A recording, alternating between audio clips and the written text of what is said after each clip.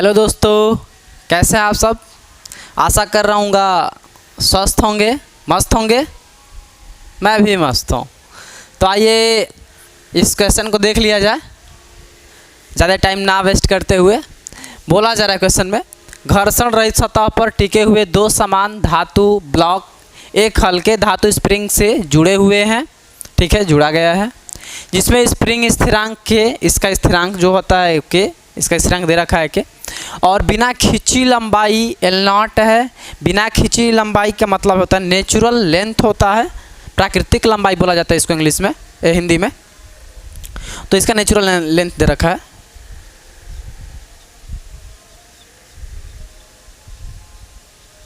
ठीक है, कितना दे रखा है? L0 दे रखा है। ठीक है, स्प्रिंग कांस्टेंट भी दे रखा है।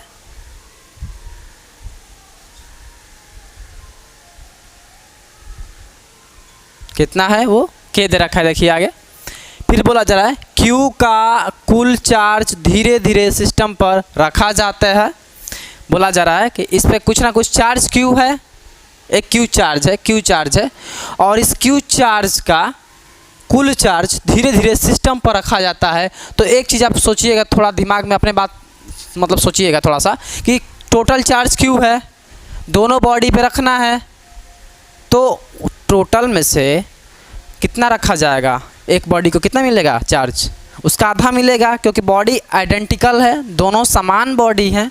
तो मैं बोल सकता हूँ Q का जो कुल चार्ज है सिस्टम पे धीरे धीरे बांट दिया जाता है, रख दिया जाता है। Q का कुल चार्ज धीरे धीरे सिस्टम पर रखा जाता है। इसका डायरेक्ट मतलब जो Q चार्ज है, इस पर भी आधा चार्ज जाएगा और इस वाले पर भी आधा ही चार्ज जाएगा। ठीक है, तो एक बात समझ में आ गई है कि यहाँ तो ठीक था, अभी चार्ज नहीं रखा गया था, तब ये केस था, ये वाला केस। जैसे ही हम चार्ज बांट देंगे तो जो Q चार्ज बांटेंगे, यहाँ पे हो जाएगा Q/2 और यहाँ पर भी हो जाएगा Q/2, क्योंकि आधा आधा चार्ज बांटा गया है। ठीक है, बांटा जाता है, जिससे स्प्रिंग एक संतुलन लंबाई तक फैल जाता है। अब जिससे कि स्प्रिंग एक संतुलन लंबाई तक देखिए फैल गया है, तो कैसे फैल जाता है? तो पॉजिटिव चार्ज क्या करेंगे? एक दूसरे को रिपल्सन करेंगे, या फिर वो निगेटिव चार्ज हो सकता है, तो निगेटिव चार्ज एक दूसरे को रिपल्सन करेंगे। हाँ, मेरे दिमाग, आपके दिमाग में या फिर मेरे दिमाग में ये बात कैसे आई कि रिपल्सन ही क्यों नहीं अट्रैक्शन? तो भाई ये चार्ज एक ही चार्ज है, या तो वो नेगेटिव का हो सकता है या तो पॉजिटिव का हो सकता है। नेगेटिव का अगर होगा तो आधा आधा करेंगे तो ये वाला भी नेगेटिव बनेगा, ये वाला भी नेगेटिव बनेगा। ठीक है, या हो सकता है वो चार्ज पॉजिटिव का हो, तो मैं क्या बोल सकता हूँ कि इस बॉडी पे आधा जो चार्ज आएगा वो पॉजिटिव का आएगा, और इस बॉडी पे जब चार्ज आएगा वो भी पॉजिटिव ही आएगा। तो दोनों ही सेम नेचर के होंगे, मतलब कि दोनों ही पॉजिटिव हो सकते हैं या तो दोनों ही नेगेटिव हो सकते हैं, जो कि दोनों आपस में क्या करेंगे? रिपल्सन दिखाएंगे, मतलब कि प्रतिकर्षण दिखाएंगे, आपस में दूर दूर जाएंगे। और जैसे ही दूर जाएंगे, जो नेचुरल लेंथ L0 था, स्प्रिंग खिंच जाएगा, फैल जाएगा। ये बात समझ में आती है? ठीक है, दिखाया गया, चित्र में दिखाया गया है। यह मानते हुए कि सभी आवेश ब्लॉकों पर हैं, जो सभी आवेश दिए गए हैं ये स्प्रिंग पर नहीं फैलाया गया है, ब्लॉक पर रखा गया है, इस पर रखा गया है और इस पर रखा गया है, ब्लॉकों पर हैं। और ब्लॉक बिंदु आवेशों की तरह है, जो ब्लॉक है एक बिंदु आवेश की तरह बिहेव कर रहा है। ठीक है, Q का मान निर्धारित कीजिए। तो एक चीज़ मैं आपसे बोल सकता हूँ कि इसमें कितने फोर्स आपको दिखाई दे रहे हैं वो पहले देख लिया जाए, सोचा जाए थोड़ा सा। तो इसमें मुझे 2 फोर्स दिख रहे हैं, अपने दिमाग में सोचिए कौन कौन सा। एक तो इलेक्ट्रोस्टैटिक्स फोर्स दिख रहा है, इलेक्ट्रोस्टैटिक्स फोर्स की चार्ज भाई एक दूसरे को क्या करेंगे? रिपल्सन करेंगे। तो मुझे क्या क्या दिखा? एक इलेक्ट्रोस्टैटिक्स फोर्स दिखा,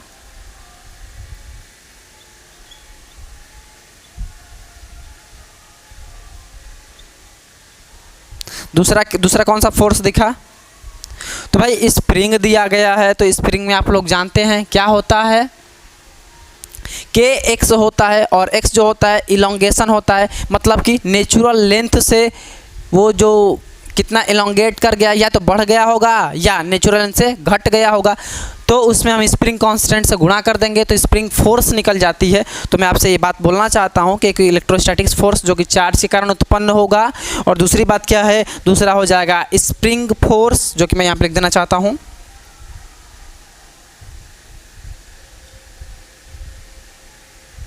तो एक स्प्रिंग फोर्स हो गया, एक इलेक्ट्रोस्टैटिक्स फोर्स हो गया, ठीक है। दोनों को आप दिमाग में लगाइए और सोचिए यहाँ पे क्या हो सकता है कि भाई अगर ये पॉइंट चार्ज है तो मैं एक बात पक्के तौर पे बोल सकता हूँ कि पॉइंट चार्ज को मैं मान सकता हूँ ये वाला पॉइंट चार्ज मान लीजिए, और एक इधर खींच गया होगा और एक इधर लग रहा है इस पर, ठीक है। फ्री बॉडी डायग्राम की अगर बात किया जाए तो ये वाला है, इस पर क्या लग रहा है, एक पे लग रहा होगा एफ स्प्रिंग फोर्स, एफ लिख दिया हूँ स्प्रिंग फोर्स, ठीक है, और एक पे लग रहा होगा एफ इलेक्ट्रोस्टैटिक्स मतलब इलेक्ट्रोस्टैटिक्स फोर्स।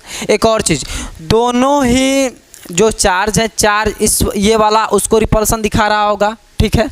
तो चार्ज तो उधर जाएगा ही जाएगा। एक और चीज़ सोचिए, रिपल्सन होने का मेन कारण वो केवल चार्ज नहीं है, वो स्प्रिंग भी है। तो स्प्रिंग फैल जाएगा ना, सोचिए थोड़ा सा, नेचुरल लेंथ पे था, जैसे ही मैंने चार्ज रख दिया वो भी फैल गया है, वो भी कुछ ना कुछ फोर्स अप्लाई कर रहा होगा अपोजिट डायरेक्शन में, ठीक है।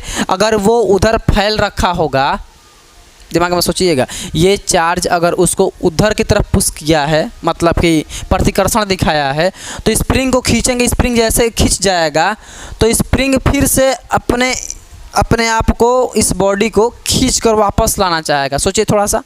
तो मैं बोलना चाहता हूँ, चलो अगर इसी बॉडी को मैं मान लिया हूँ तो स्प्रिंग इधर खींचना चाहता है तो इसे एस कर लीजिए, कोई दिक्कत नहीं है इसमें। यहाँ पे ई कर लीजिए, ये वाला इस पर इलेक्ट्रोस्टैटिक्स फोर्स लगा दिया है, कोई दिक्कत नहीं, उधर जा रहा है बॉडी, तो साथ साथ स्प्रिंग को भी तो खींच ले गया है। समझ, लॉजिक समझिएगा, मज़ा आएगा। और ये क्या है, जब स्प्रिंग खींच जाएगा तो स्प्रिंग तो अपने नेचुरल लेंथ में आने की कोशिश करेगा, तो स्प्रिंग भी तो एक फोर्स लगा रहा होगा इस पर ना, तो मैं लिख दिया हूँ स्प्रिंग फोर्स। एक चीज़, जब बॉडी अब क्या हो गई, संतुलन में हो गए, बैलेंस हो गया है, ये किधर को भी नहीं जा रहे हैं, इसका डायरेक्ट मतलब आपको एक बात समझ में आ रही होगी, जो स्प्रिंग फोर्स होगा वो इलेक्ट्रोस्टैटिक्स फोर्स के बराबर हो जाएगा, ठीक है। अब कर दीजिए, सोल्यूशन करिए, इसका लॉजिक समझ में आ गया होगा तो ठीक है। इसको मैं क्या लिख सकता हूँ, ये हो जाता है के, और इलांगेशन कितने का हुआ है, तो इलांगेट कितना कर गया है, इस बड़े वाले में से छोटा वाला घटा दिया जाए, क्या नेचुरल लेंथ पता लग जाए कितना फैल गया होगा, वही इलांगेशन होता है। तो L minus L not equals F electrostatics force के बारे में मैं क्या बोल सकता हूँ, तो इलेक्ट्रोस्टैटिक्स फोर्स वाला जो है क्या होता है, 1/4 पाई एप्सिलॉन नॉट के, मतलब फिर से बोलना चाहता हूँ मैं, के Q1 Q2 अपन आर स्क्वायर, या इस तरीके से बोल सकते हैं 1/4 pi epsilon naught Q1 Q2 अपन आर स्क्वायर। तो उसी बात को मैं लिख देना चाहता हूँ, कितना हो जाएगा 1/4 पाई एप्सिलॉन नॉट, ओके। तो हो गया Q1, और Q1 के जगह पे क्या है, Q/2 मल्टीप्लाइड, यहाँ पे क्या है, ये भी है Q/2 के Q1 Q2 अपन, ये हो जाएगा आर स्क्वायर। आर क्या है, इसका लेंथ है जी, कितना लेंथ है इसका, एल हो गया है, तो मैं एल का स्क्वायर बोल दे रहा हूँ, ये बात यहाँ पे स्क्वायर नहीं होगा, दोनों है ना, ठीक है। तो ये एल स्क्वायर हो गया है, आपको बात समझ में आती है, ठीक है। अब क्या कर लेंगे, बस इसको सॉल्व कर लेना है, हमें चार्ज का मान पूछा है ना, चार्ज का वैल्यू फाइंड करना है, चलिए कोई दिक्कत नहीं, निकल जाएगा। तो के L minus L not equals, यहाँ पे मैं क्या बोल सकता हूँ, 1/4 pi epsilon not multiplied by, कितना हो जाएगा 1/L स्क्वायर मल्टीप्लाइड बाई, अगर इसको सॉल्व करने की कोशिश करूँ तो Q²/4 हो जाएगा। देखिए इसको सॉल्व कर दिया गया है, तो Q गुणा कर Q²/4 हो गया है। इन सभी को इधर कर दीजिए, तो मैं कितना बोल सकता हूँ, 16 pi epsilon not L square के एल माइनस एल नॉट, यहाँ पे कितना हो जाएगा जी, यहाँ पे केवल और केवल Q² बचा है, तो यहाँ पे मैं क्या बोल सकता हूँ, यहाँ पे Q² बोल दीजिए, ठीक है।